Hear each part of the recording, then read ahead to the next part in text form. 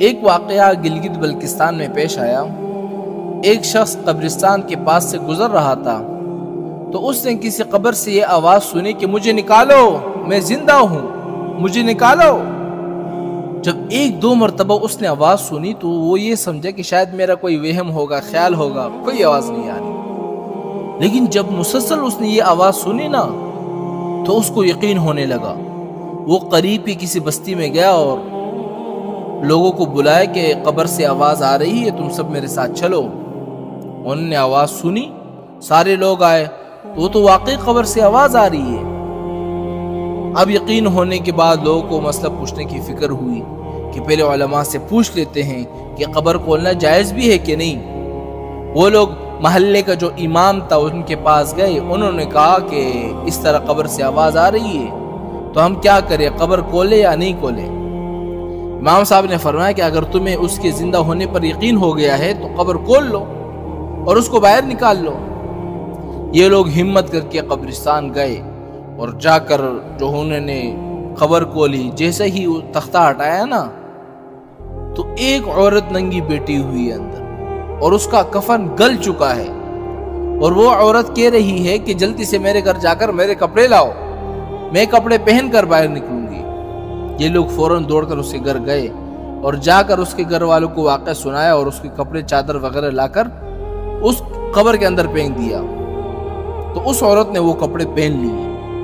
جب کپڑے پہن لیے نا تو وہ قبر سے نکلی اور بجلی کی طرح دوڑ گئی اپنے گھر، اور اپنے گھر جا کر ایک کمرے کے اندر چھپ گئی اور اندر سے کنڈی لگا دی۔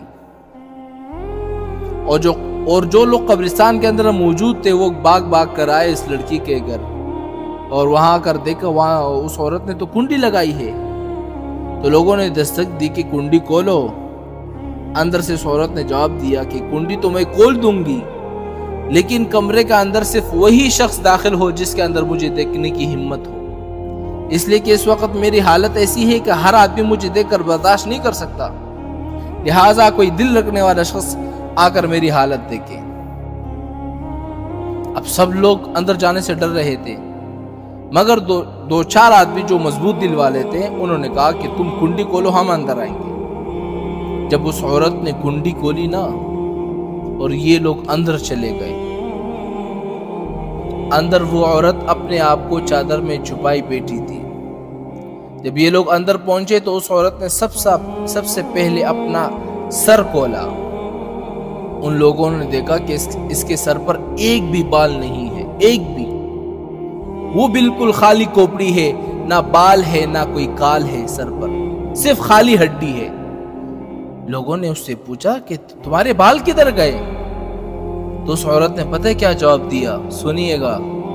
اس عورت نے جواب دیا کہ جب میں زندہ تھی تو ننگے سر گھر سے باہر نکلا کرتی تھی، پھر مرنے کے بعد جب میں قبر میں لائی گئی تو فرشتوں نے میرا ایک ایک بال نوچا، اور نوچنے کے وجہ سے میرے بال بھی نکل گئے اور میرے سر پر جو کھال تھی وہ بھی نکل گئی۔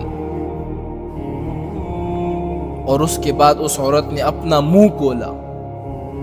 جب لوگوں نے اس کا منہ دیکھا نا تو وہ اتنا خوفناک ہو چکا تھا کہ سوائے دانتوں کے کچھ نظر نہیں آیا، نہ اوپر کا ہونٹ ہے نہ نیچے کا ہونٹ موجود ہے، بلکہ 32 کے 32 دانت جو ہے وہ سامنے نظر آ رہے تھے۔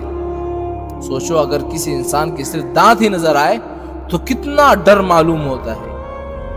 اب لوگوں نے اس عورت سے پوچھا کہ تیرے ہونٹ کہاں گئے؟ تو اس عورت نے کیا جواب دیا پتہ ہے؟ اس عورت نے جواب دیا، میں اپنے ہونٹوں پہ لپسٹک لگایا کرتی تھی اور نامحرم مردوں کے سامنے جایا کرتی تھی، اس کی سزا میں میرے ہونٹ جو ہے وہ کاٹے گئے، اس لیے اب میرے چہرے میں ہونٹ جو ہے وہ نہیں ہے۔ اس کے بعد اس عورت نے اپنے ہاتھ اور پیر کی انگلیاں دکھائی۔ لوگوں نے دیکھا کہ اس کے ہاتھ اور پیر کی انگلیوں میں ایک بھی ناخن نہیں ہے۔ تمام لوگوں نے کہا کہ ناخن کہاں غائب ہو گئے؟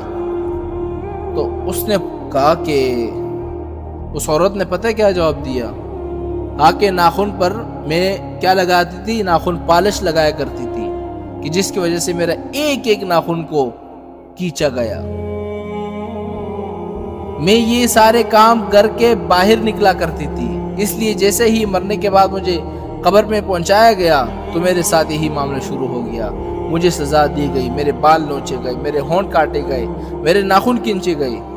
اتنی باتیں کرنے کے بعد وہ لڑکی کیا ہو گئی؟ بے ہوش ہو گئی، مردہ ہو گئی، مر گئی دوبارہ جیسی لاش۔ تو ان لوگوں نے دوبارہ اس کو قبرستان پہنچایا اور کیا کر دیا؟ دوبارہ اس کو دفن کر دیا۔ تو اللہ تعالیٰ کو یہ عبرت دکھانی مقصود تھی کہ دیکھو اس عورت کا کیا انجام ہوا اور اس کو کتنا ہولناک عذاب دیا گیا۔